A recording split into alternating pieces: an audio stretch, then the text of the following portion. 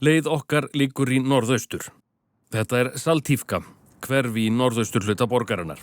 Hér byggu 300.000 manns í hverfi sem byggt var eftir sovjeskri hugmyndafræði og var meðal fyrstu skotmarka Rússa þegar innrásin hófst. Svona líta afleiðingar stríðs út. 16 hæðir af tættum lífum.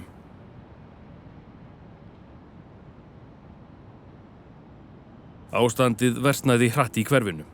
Vatn, kynding og rafmagn gáfu sig. Íbúarnir tóku að flýja. En Valentína var meðal þeirra sem biðu og vonuðu það besta. 5. mars fór hún með hundinn sinn í leit að rafmagni til að hlaða síma. Í kjallaraholu fann hún straum og heyrði þá drunur í orrustuflugvél. В то время это было самое страшное. Когда летели снаряды и все, его как-то слышно было. Там летит, там летит, там летит. А гул самолета над тобой накрывает тебя полностью. И вот скукоживаешься весь, непонятно как. Мы с собакой спрятались в подвале. Вот. Услышали, что пролетел самолет и взрыв. Через какое-то время еще подождали, самолет улетел, мы с ним вышли, потому что взрыв был очень близко. И увидели, что горит наш дом. Íbúinn hennar bjargaðist en húsið fór illa. Í dag hverfið í rúst. Sum húsin eru gjörónýt eftir að 500 kílóa sprengjum var varpað á þau úr lofti. Önnur eru bara löskuð eftir stórskotaliðsárásir sem skildu eftir sig kúlnagöt og kveiktu elda. Flestir íbúðana flýðu á fyrstu dögum stríðsins.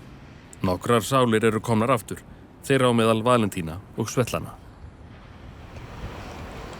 Мы вернулись и чувство, что мы дома, слезы, радости. Heima, en hvað eftir? Hvað hægt að gera þegar hverfi sem áður hefða geti verið heimili nánast allrar íslensku þjóðarinnar laskað eftir stríð? Nokkuð annað að gera en að jafna þetta við jörðu? Það í raun ekki í boði, því fyrr en síðar vilja íbúarnir koma aftur heim og hafa þak yfir höfuðið. Ekki að villast að sumar byggingarnar eru ónýtar, en þótt aðrar virðist illa farnar hafa sérfræðingahópar farið hverfið og metið burðarvirki húsanna.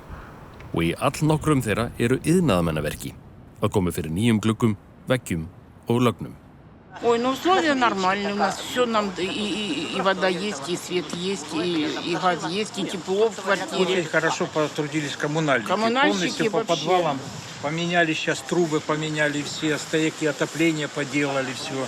Которые дома полностью не разбитые, те полностью функционируют, кроме горячей воды. Í fjarska glittir í landamærin 20 kílómetra í burtu. Á hverjum degi skjóta Rússar nokkrum S-300 flugskeytum yfir. Þau skeyti eru ætluð til loftvarna og nánast vonlaust að miða þeim á skotmark fleiri kílómetra í burtu. Единственное, страшно ночью, когда начинают вот это лететь ракеты, да, очень страшно ночью. Успеваешь. Не успеваем. Они 35 секунд летят с Белгорода, ты никуда не успеешь. Не успеваем.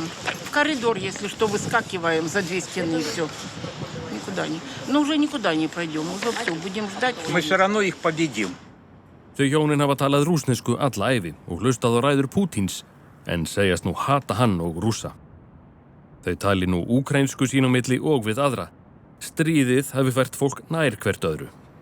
Люди стали намного добрее все. Люди стали добрее. Сплоченные, они только нас сплотили больше этой войной. Друг другу помогать стали больше, понимать друг друга стали больше. Í þessu sundurskotna hverfi hefur því myndast samfélag, eining, sem viðmælendur okkar segja hafi ekki verið til staðar áður. Átökin hafi kveikt þjóðarstólt, sem sé nýtt fyrir marga Úkraínumenn og væntanlega þvert á það sem Vladimir Putin ætlaði sér að kveikja.